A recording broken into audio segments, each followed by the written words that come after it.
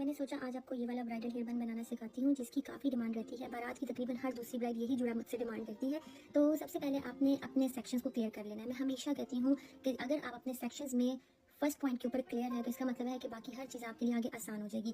तो आप देख रहे हैं कि मैंने front, crown and back section को अलग कर लिया है क्लिप्स के साथ। उसके बाद बैक सेक्शन से काम को स्टार्ट करना है और ईच स्ट्रैंड जो है उसको बहुत अच्छी सी फिनिश देनी है, उसको बैलेंस होना चाहिए। आप देखिए कि मैं हर स्ट्रैंड को लेते स्प्रे करके उसका फ्रिज खत्म करके उसके बाद उसमें कॉम्ब को अच्छे से फेर के उसके बाद कर्ल करती हूँ। जितने स्मूथ, शाइनी एंड बैलेंस्ड कर लोगे उतना ही आपका neat and clean hair style तैयार होगा। तो इसी तरह सारा प्रोसेस करना है कि आपने दोनों पोनियों के बालों को अच्छे से सब कर्ल कर लेना है। उसके बाद आपने स्टफिंग का इस्तेमाल करना है ऊपर और नीचे दोनों हिस्सों में।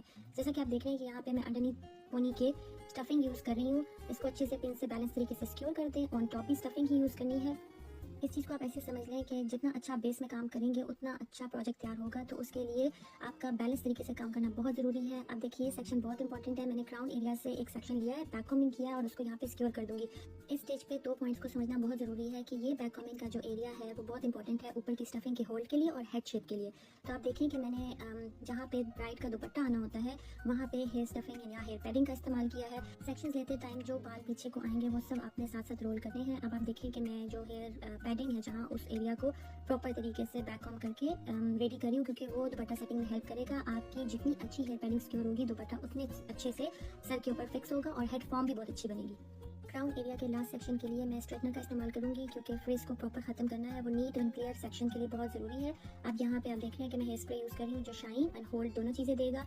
फ्रंट सेक्शन पे आपकी मर्जी है, ब्रेड, ट्विस्ट, कर्ल्स जो चाहे कर लें। इस हेयर स्टाइल में मेरी कोशिश होती है कि फ्रंट सेक्शन को पहले क्लियर कर लूँ। उसकी वजह 2 है। एक तो हमारी ब्राइड का हेयर स्टाइल ज़्यादातर फ्रंट से ही नजर आता है, पीछे दुपट्टा आ जाता है। दूसरी वजह ये भी है कि बाज़ दफ़ा हम प्रॉपर हेयर स्टाइल पीछे क्लियर कर लेते हैं और जब आगे के बाल हम सेट करने लगते हैं तो हमें समझ ही नहीं आती कि उनको लेके किधर जाना है। तो इसलिए आप हमेशा ये कोशिश करें इस जोड़े को बनाते टाइम। मेथड्स डिफरेंट हो जाते हैं डिफरेंट हेयर स्टाइल के साथ, लेकिन मैं स्पेसिफिकली इसकी बात कर रही हूँ कि फ्रंट सेक्शन पे आप अच्छे से काम कर लें। उसके बाद फिर आपने बैक पे सारा जोड़ा क्रिएट करना है। हेयर स्टाइल बनाते वक्त उसको विजुअली चेक करते रहें कि वो कितना बैलेंस है, कर्ल्स की डायरेक्शन किस तरफ और सेटिंग कहाँ को होनी चाहिए। यहाँ पे पॉइंट बहुत ज़रूरी है कि जो बिल्कुल जोड़े के नीचे का हिस्सा है वहाँ पे बहुत अच्छे से टाइट सिक्योर पिन लगाएं, क्योंकि बाज़ दफ़ा वो जब बैक पे आपके लगता है जोड़ा तो वहाँ से खुलना शुरू हो जाता है। तो इसलिए आपने पिन को लगाते वक्त उसको अच्छा सिक्योर ज़रूर करना है और डबल चेक करें कि वहाँ से हेयर लूज ना हो।